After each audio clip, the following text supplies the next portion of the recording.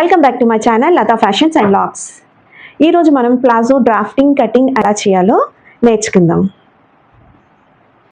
Measurements నేను screen మీద ఇచ్చానండి. ఆన్ ఫోల్డ్లో పెట్టుకొని 40 - 2 38 మనము ఫుల్ లెంత్ తీసుకోవాలి. వేస్ట్ 38 అండి. 38 డివైడెడ్ బై 4 9 ఇంచెస్ వస్తుంది. దానికి మనము +3 యాడ్ చేసుకోవాలి.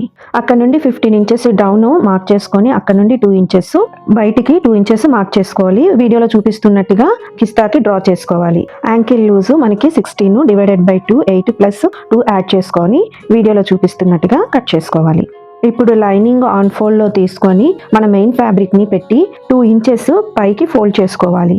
ఫోల్డ్ చేసిన తర్వాత వీడియోలో చూపిస్తున్నట్టుగా కట్ చేసుకోవాలి.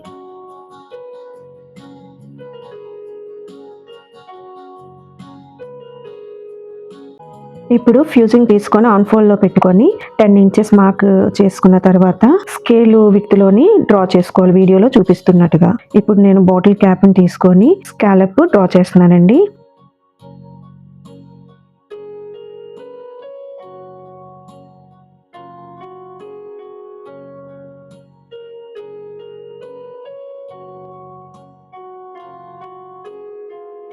ఇలా నీట్గా కట్ చేస్తే స్కాలప్ అన్నది నీట్గా వస్తుందండి. స్టిచ్చింగ్ కూడా చాలా నీట్గా వస్తుందండి.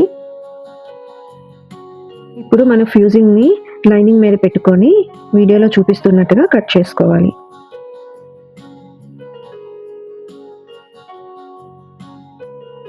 ఇప్పుడు వేస్ట్ ఆన్ ఫోల్డ్లో తీసుకొని 12 ఇంచెస్ విత్ 8 ఇంచెస్లో కట్ చేసుకోవాలి.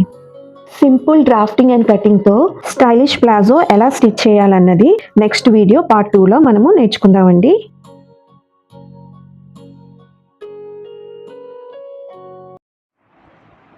మీకు కానీ ఈ వీడియో నచ్చినట్లయితే లైక్ చేయండి, షేర్ చేయండి, కామెంట్ చేయండి, సబ్స్క్రైబ్ చేసుకోవడం మాత్రం మర్చిపోకండి. Until then stay stylish, stay confident. మీ Lata signing off. Bye bye.